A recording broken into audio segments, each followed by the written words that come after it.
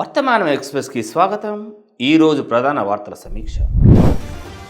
పవిత్ర రంజాన్ మాసంలో దుబాయ్‌లో కొత్త పని సమయాలు.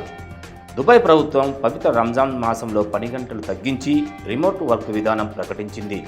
ప్రభుత్వ ఉద్యోగులు ఉదయం 9 గంటల నుంచి 2:30 వరకు పనిచేస్తారు. ప్రైవేటు ఉద్యోగులకు 2 గంటలు తక్కువ పనిచేసే అవకాశం పొందుతారు. భారత్కి ముప్పు. మయన్మార్ సరిహద్దులో చైనా అధునాతన రాడార్ వ్యవస్థ ఏర్పాటు చేసింది. ఇది భారత క్షిపణి ప్రయోగాలు, నావికాదళం, వాణిజ్య మార్గాలపై నిఘా పెట్టే అవకాశం ఉంది. బయో ఆసియా 2025లో తెలంగాణకు 15,000 కోట్ల పెట్టుబడులు. బయో ఆసియా సమ్మిట్లో తెలంగాణకు భారీగా పెట్టుబడులు వచ్చినట్లు మంత్రి శ్రీధర్ బాబు ప్రకటించారు. హైదరాబాద్ జీవ వైద్యం, ఐటీ, ఫార్మా రంగాల్లో ప్రధాన హబ్గా కొనసాగుతుంది. జినోమ్ వ్యాలీలో వ్యాక్సిన్ టెస్టింగ్ సౌకర్యం ఏర్పాటు కోసం కేంద్రం సహాయాన్ని కోరారు. ఉత్తరప్రదేశ్లో ప్రయాగ్రాజ్లో 45 రోజుల పాటు జరిగిన మహాకుంభమేళలో 66 కోట్ల మంది స్నానాలు. ఈ మేళ ద్వారా 3 లక్షల కోట్ల ఆర్థిక లావాదేవీలు జరిగాయి. వక్ఫ్ సవరణ బిల్లుకు కేంద్ర కేబినెట్ ఆమోదం. వక్ఫ్ ఆస్తుల రిజిస్ట్రేషన్ను క్రమబద్ధీకరించే బిల్లును ఫిబ్రవరి 19న కేంద్ర కేబినెట్ ఆమోదించింది. బడ్జెట్ సమావేశంలో దీనిపై చర్చించి ఆమోదించే అవకాశం ఉంది. మహాకుంభమేళలో ఎవరైనా అసౌకర్యానికి గురైతే క్షమించాలని ప్రధాని మోడీ కోరారు. 45 రోజుల పాటు సాగిన మహాకుంభమేళ నిన్నటితో ముగిసింది.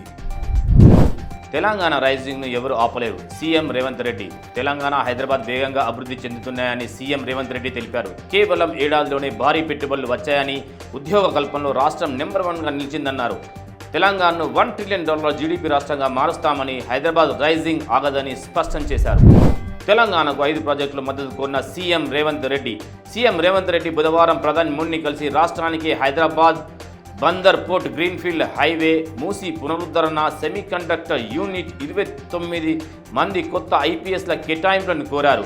ప్రధానమంత్రి తెలంగాణ అభివృద్ధికి పూర్తి సహకారం అందిస్తామని హామీ ఇచ్చారు. తెలంగాణలో 4,030 కోట్లతో 41.5 kilometre Ratan Tata road ORR Raviryal నుండి ఆర్ఆర్ఆర్ అమనగల్ వరకు 41.5 కిలోమీటర్ల రతన్ టాటా రోడ్ను తెలంగాణ ప్రభుత్వం నిర్మించనుంది. దీనిని హెచ్ఎండిఏ, హెచ్సిఎల్ సమీక్షించున్నాయి.